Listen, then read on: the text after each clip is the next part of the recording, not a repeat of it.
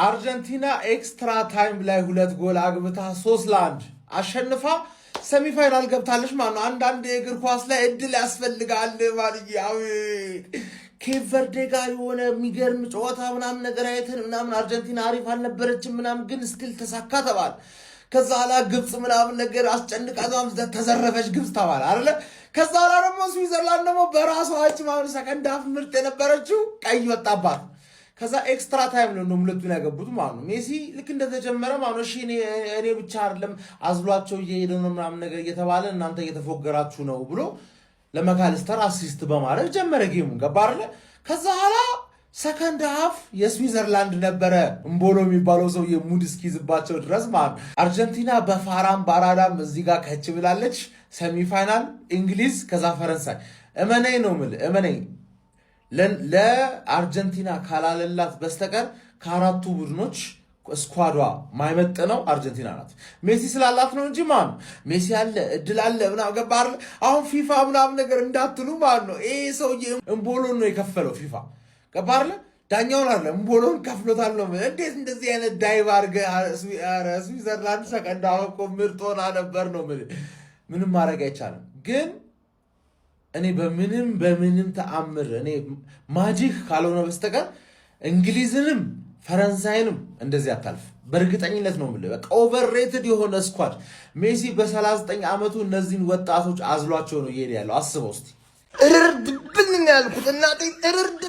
በቃ ምን አይነት የሾርትና የርጉም ስብስብ ነው ግን አንተ አርጀንቲና የሚባል እንዴ! እኔ ሜሲ አላገባልኝም በቃ ዛሬ እሱ ካላገባ ምናምን ምድረ ሾርት ይቀራላ።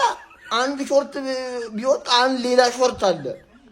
ሾርት እኮ ነው የሾርት ልጅ እኮ ነው የኔን ህይወት እኮ የሚያበላሽ ሲጀመር ማለት ሾርት የተረገማችሁ ማንሽ እስከመተው ምናምን አሁን ማፌተኛ አለ እኔ ያለው እንዴት ነው የምንግባባው? እሺ አሁን ልንገናኝ ነው እኮ አገናኝህኝ እኮ እርጉሞች ናቸው በቃ ወቅ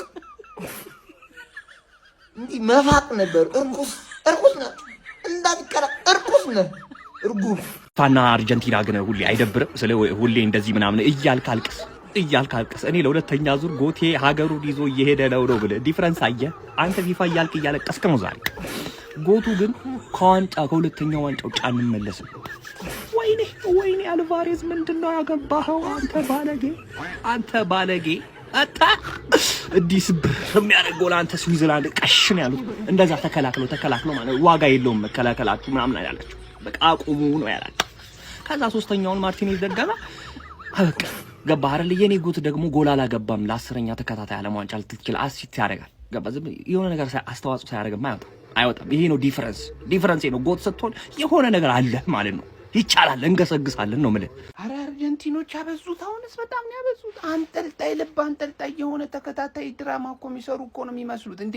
እነሱ በተጫወቱ ቁጥር ወይ ተጨማሪ ደቂቃ ላይ ነው ጎል የሚያገቡት ወይ ደግሞ በተሰጠ 30 ደቂቃ ጭማሪ ላይ ነው ጎል እያገቡ የሚያሸንፉት። ግራ ግብት እኮ ነው የሚል ማንዬ። ይኸው ዛሬም እንደተለመደው እንግዲህ ልባችንን አንጠልጥለው ወደቁ፣ ተነሱ፣ ፈረጡ እያለን 130 ደቂቃ አይተናቸው ይሄው አልቫሬዝ ምን አይነት ጎል ነው ያገባው? እንዴት አባቱ ነው የሚያምረው ጎሉ ማንዬ! እንዴት አባቱ ነው የሚያምረው ሁሊያን አልቫሬዝ ማንዬ!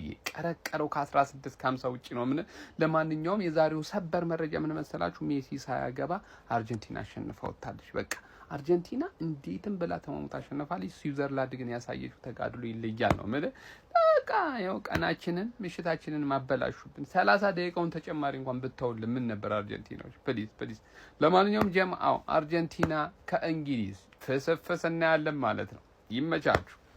ሁሉንም ጨዋታ ድራማቲክ በሆነ ወይ ነው አርጀንቲና የሚያሸንፈው። ማን እስከ ጠዋት ድረስ በስማም ነጋብን እያየን አረ አሜሪካ አረ በስማም ጋይስ ምን አይነት ጌም ነው እያየን ያለ ነው? ቶርናመንቱ ሙሉ አርጀንቲና የሚጫወቱት ጌም ልክ አይደለም። ማን ሜሲ ማለት ነው እርግጠኛ ነኝ የወርልድ ካፕ ሲያልቅ 2 ወር ምናምን ነው ረፍት የሚያስፈልገው። ማን ስንተኛ ጌሙ ነው ኤክስትራ ታይም 120 ደቂቃ ስንተኛው ጌሙ ነው ሲጫወት ማለት ነው። ሙሉ ጨዋታውን ነው እየሮጠ የነበረው ማለት ነው። ገብቷችኋል አይደል? አልቫሬዝ መጨረሻ ላይ ማለት ነው ከፈታቸው። ምን አይነት ጎል ነው በኢየሱስ ምን አይነት ጎል ነው! አተ 100 ምናምን ኪሎ ሜትር ይመታል እንዴ ኳስ 90 ዲግሪ ላይ ምን አለበት የሆነ ቀልብ ታረው እንደዛ ይተኮሳል። ከዛ ላውታሩ ደገመባቸው። ምን ጥያቄ የለውም ስዊዘርላንዶች መውጣታቸው አይቀርም ማለት ግን ስዊዘርላንዶች የተከላከሉበት ወይ ማድነቅ አለብን። በስመ አብ ማን ሜሲ ዛሬም አሲስት አድርጓል ከኮርና ማለት ነው። ገብቷችኋል? አርጀንቲና ሴት ፒስ ሲሆኑ መሰለኝ ማን ስንተኛ ኮርና ነው እንዴ? ማን አሁን አሪፍ ጨዋታ እስካሁን ድረስ እየተጋጠሙ የነበሩት ቲሞች ማለት ነው ኖርማል ቲሞች ናቸው። ገብቷችኋል አይደለም? የአርጀንቲናን ኳሊቲ ይሄ ነው የሚያስብል የለውም ማለት ነው። ብዙ የአርጀንቲናን ኳሊቲ ሊወጣ የሚችለው እየተመሩ ካምባክ ማድረጋቸው ምናምን ነው። ገብቷችኋል? አሁን ከኢንግላንድ ነው የደረሳቸው። በጣም የሳተ ጨዋታ እንደምናይ እርግጠኛ ነኝ። ገብቷችኋል አይደል? አልቫሬዝ ግን ክሬዲቱ መውሰድ አለበት። ዛሬ እሱ ነው ቁልፉን ክፍት ያደርገላችሁ። ገብቷችኋል? ዛሬ ማለት ነው ወሳኝ ጨዋታና ወሳኝ ሰዎች አግብተዋል ሶስቱም።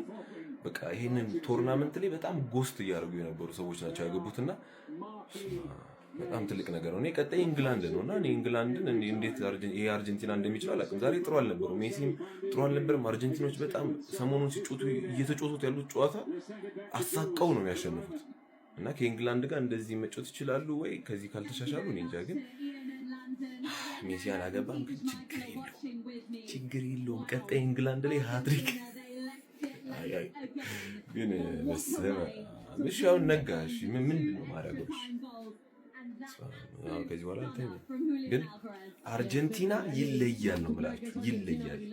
በእርግጠኝነት ደግሞ ፋይናል ይደርሳል። በእርግጠኝነት አርጀንቲና ስዊዘርላንድ 3-1 ባይዘዌ እኔ ለሜሲ ብዬ ነው እንጂ አርጀንቲናን የምደግፈው ሜሲ ከሌለ ይሄንን ዘረኛ ሀገር እና ስለ ዳኝነቱ ምንም ማውራት አልፈልግም። የሜሲ ደጋፊ ስለሆንኩኝ ምንም እያሳመነኝ አይደለም። ለአርጀንቲና እየተሰጠ ያለው ዲሲዥኖች እኔ ያጠራጠረኝ።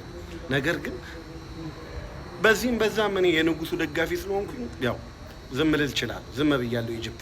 እዚህ ላይ ግን ቀይ ካርድ የወጣባቸው የማይመስል ኢጅፕት ላይ እንደዚህ ግን የሜሲ ደጋፊ ስለሆንኩኝ እኔ ሜሲ ነው። ልክ ሜሲ እግር ኳስ ሲያቆሙት እነዚህን ዘረኛ ሀገሮች እነዚህ ሸረኛ ሀገሮች ማየት አልፈልግም ነው የምላቸው። ሜሲ ብቻ እግር ኳስን ሲያውቁ እኔ የንጉሱ ደጋፊ ነኝ ሲንስ ዴይ ዋን። ነገር ግን በጣም በጣም በጣም ኢጅፕት ላይ የተደረገው ነገር እኔ ለሜሲ ደጋፊ ነኝ። ነገር ግን ኢጅፕት ላይ የተደረገው ነገር ለእኔ በቃ በጣም ደወረት ሼር መጥፎ ዲሲዥን የሰጠባቸው። ኤኒዌይስ አርጀንቲና ከእንግሊዝ ጋር ሴሚፋይናል ላይ ይጫወታሉ። ማን እንደሚያልፍ እናያለን። ለአሁን ግን አርጀንቲና እና ንጉሱ ወደ ሴሚፋይናል አልፈዋል።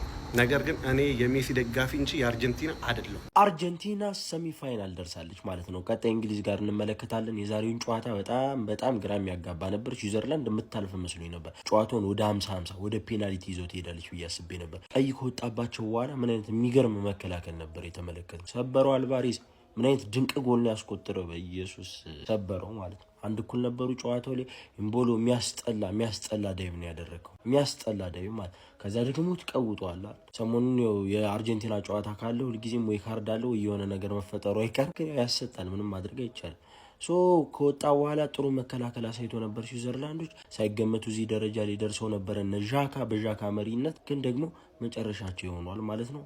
አርጀንቲና 3-1 ተሸንፎ ሶስተኛው ጎል ካውንተር ተገኝቶ ላውታሮ ማርቲኔዝ ሁለቱ አጥቂዎች አልቫሬዝ እና ማርቲኔዝ አስቆጥሮላቸው ማካሊስተር የመጀመሪያውን ጎል አስቆጥሮ ነበር። 3-1 በሆነ ውጤት አሸንፎ ከኢንግላንድ ጋር ሰሚፋይናል ላይ ይገናኛሉ። እኔ ግምቴን ገምት ካላችሁኝ ጭራሽ ኢንግላንድን አሸንፎ ማለፍ ይችላሉ የሚል ግምት የለኝም። ፔር ኮፒ ሊንክ ሪፖስት ያደረጋችሁ ይመቻችሁ።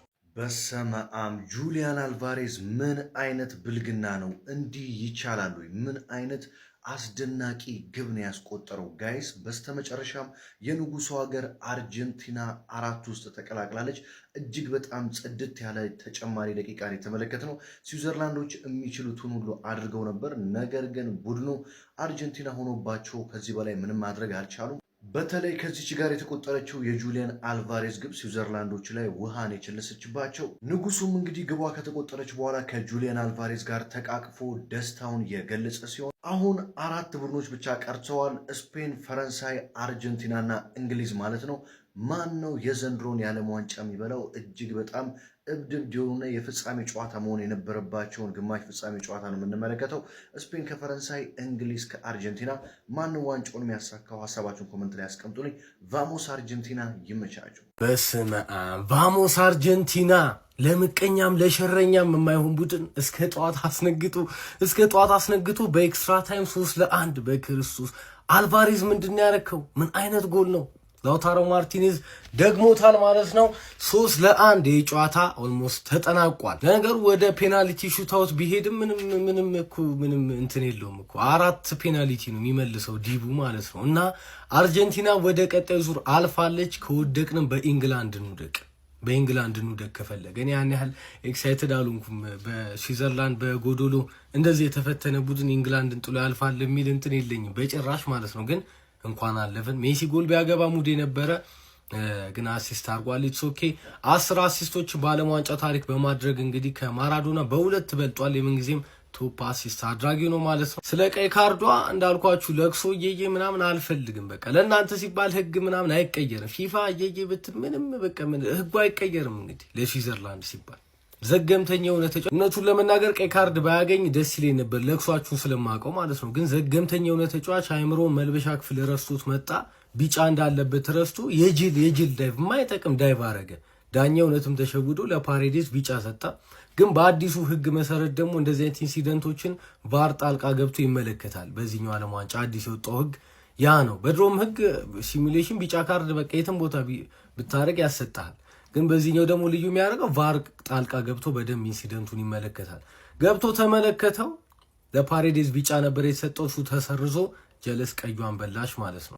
ይሄ እግር ኳስ የተጻፈ ህግ ነው። ለእናንተ ሲባል አዲስ ህግ ስለማይጻፍ እየያችሁን ቀጥሉ ማለት ነው። ለማንኛውም ባለፈ እንግዲህ አዲስ የመቋመሪያ ድርጅት መጥቷል። ኦኬ የሚባል ቲጂ ቻናል ላይ ለቅላችኋለሁ። እንግዲህ ጊፍት እየሰጠ ነው። የመጀመሪያ ብራችሁን ስታስገቡ 500 ብር፣ ሁለተኛ 3ኛ ስታስገቡ ብያችሁ ነበርና ባለፈ የተመዘገበ ሰው በሙሉ ገብቶ ተቀብሏል ማለት ነው ገንዘቡን። አሁንም እስቲ ላለ የመጀመሪያ እንትናችሁን ስታስገቡ 500 ብር ይሰጣችኋል ማለት ነው። እየቀጠለ ሁለተኛ፣ 4ኛ፣ 6ኛ እያለም ይሰጣችኋል። ቲጂ ቻናሌ ዮርዳ 99 ነው ማለት ነው። ዮርዳ 99 ስትል ታገኘዋለህ። ከ22000 በላይ ተከታይ ያለው ቻናሌ ነው። ይመቻችሁ። ቫሞስ አርጀንቲና። ሁዋን አልቫሬዝ ምን አይነት ጎል ያስቆጠረው እናንተ! ቢስሚላ እንዴት አባዙ አድርጎ ነው የቀረቀረው። ያበደ ጨዋታ ነው ያየ ነው። ያበደ ጎል ነው። ይሄ ልጅ እኛ ጋር መጥቶ መፈረም አለበት። የአርሰናል ደጋፊዎች ቋጥሮ ይሄ ልጅ እኛ ጋር እንዲመጣ ታውቃላችሁ። ፕሪሚየር ሊጉ የሚያውቀው ሰው ነው። ትልልቅ ጨዋታዎች የሚሆን ተጫዋች ነው። ቻምፒየንስ ሊግ ላይ በደንብ እንሄድ ኔክስት ሲዝን የግዴታ ያስፈልገናል። በጣም ደክሞኛል። አይኔ ተከድኗል፣ ያስታውቃል። እየተንተባጠብኩላ ነው። ግን ሁዋን አልቫሬዝ ይገባዋል። ይሄ ቪዲዮ ይገባዋል። እኛ ጋር መምጣት ይገባዋል። እኛም ይገባናል። ይሄ ተጫዋች መፈረም አለበት ለማለት ነው። ይመቻችሁ። ግን በእግር ኳስ ስለ ሜሲ ደግነት ሲወራ ሰምታችኋል? ሜሲ እንዲያረገ ሲባል ሰምታችሁ ታውቃላችሁ? እኔ ይህን ላጋራችሁ።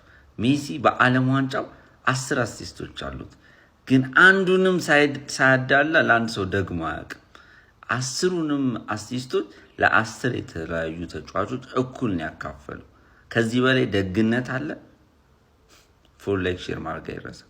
የሊዮነል ሜሲዋ ቡድን ማለት ነው አርጀንቲና ወደ ግማሽ ፍጻሜ ማለፏን አረጋግጣለች ማለት ነው። የአራዳ ልጆች ምን አለ ተጨማሪ ደቂቃ እንኳን ባይገቡ ነገሩ እንኳን ገቡ። ምን አይነት ጎል ነው የተመለከትነው? ጁሊያን አልቫሬዝ ምን አይነት ጎል ነው ያስመለከትከን? የአራዳ ልጅ በረዶ ነው የሰራው በረኛው ነው ማለት የአራዳ ልጆች። ለማንኛውም ቆንጆ ጨዋታ ነበረ። ሁለቱም ቡድኖች ተፈሳፍሰዋል። ነገር ግን ጭማሪ ደቂቃ ኧረ ልንሰክር ነው ጎበዝ፣ ኧረ ልንሰክር ነው። አሁን እኮ ነጋ እኮ እሺ፣ አሁን ሰንበት ነው። እንዴት ነው እሺ የሚደረገው ነው ማለት የአራዳ ልጅ። ለማንኛውም አርጀንቲና እንግዲህ ወደ ቀጣዩ ዙር ማለፏን እንግዲህ ያረጋግጣለች ማለት ነው። የአራዳ ልጆች በቃ ይመቻችሁ። ሊዮኔል ሜሲና አርጀንቲና ዛሬም ደግመውታል። እጅግ ተአምረኛ የመጨረሻ ደቂቃ የጭማሪ ሰዓት ጎሎችን አስመልክተውን አርጀንቲና በስዊዘርላንድ በከፍተኛ ሁኔታ ብትፈተንም ነገር ግን ጨዋታውን 3-1 በማሸነፍ በግማሽ ፍጻሜ እንግሊዝን የምትፋለም ይሆናል።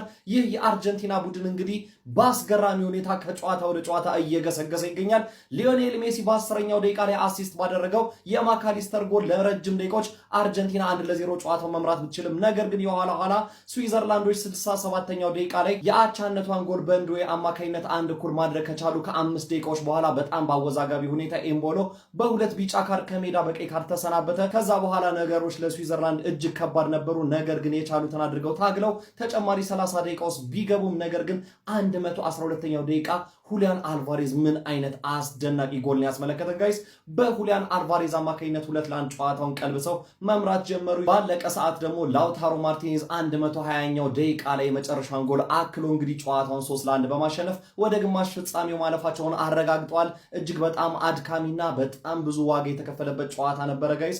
ይህንን ጨዋታ እንዴት ተመለከታችሁት? በቀጣይ ደግሞ እንግሊዝ ከአርጀንቲና ከፍጻሜ በፊት የሚደረግ ሌላ የፍጻሜ ጨዋታ ልክ እንደ ስፔን እና እንደ ፈረንሳይ ሁሉ የምንመለከት ይሆናል። ስለዚህ አስደናቂ አርጀንቲና ቡድን ያላችሁን ሀሳብ አስተያየት ኮሜንት ሴክሽን ላይ አጋሩ። ሜዳ ስፖርትን ፎሎ ማድረግ እንዳትረሱ። በእናንተ ምክንያት ሶፍት እየተወደደ ነው። ሁሌ አርጀንቲና ተጫወተች ለቅሶ፣ ሁሌ አርጀንቲና ተጫወተች ለቅሶ፣ የሆነ ነገር ተፈጠረ ለቅሶ።